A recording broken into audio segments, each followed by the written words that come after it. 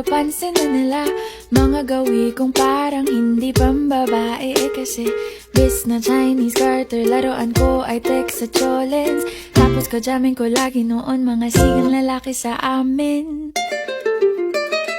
Nung ako'y mag-high school ay napabarkada sa mga bay. Curious na babae na ang hanap din ay babae. Sa halip na makeup kit, bit-bit ko ay gitara. Tapos pormahan ko lagi ay long sleeves na t-shirt at faded na lonta. Pero nung makilala kita, nagbagong bigla ang aking timpla. Natutuwa ko na magpariban at mag-ahit ng kilay at least once a month. Hindi ko alam kung anong meron ka na sa akin ay nagpalambot ng bigla. Sinong mag-aakalang lalaki pala ang bibiyag sa tulad kong tigreng gala. Kahit ako'y titibok-tibok, puso ko ay titibok-tibok pa rin sa'yo. Isang halik mo lamang at ako ay tinatablan. At ang aking pagkababae ay nabubuhayan na para bang bulaklak na namumukadkad. Dahil alaga mo sa dilig at katamtamang sikat ng araw-araw mong pag-ibig sa aking buhay nagpapasarap.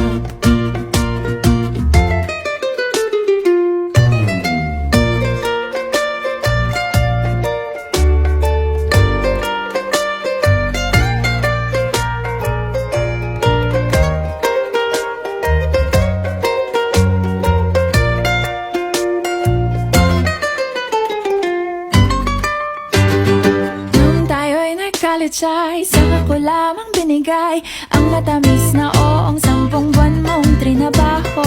Sa halip na tsokolate at tipikal na mga diskarte, nabihag mo ko sa mga tula at sa mga kata mong pabebe.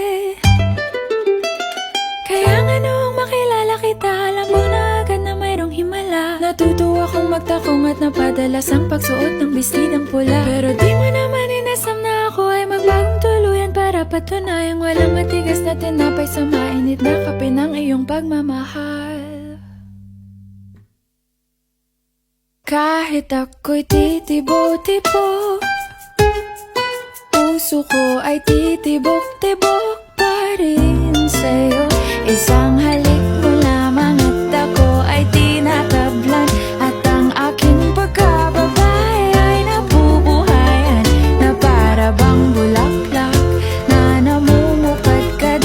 Dahil alaga mo sa dilig at katamtamang sikat ng araw-araw mong pag-ibig sa aking buhay nagpapasarap.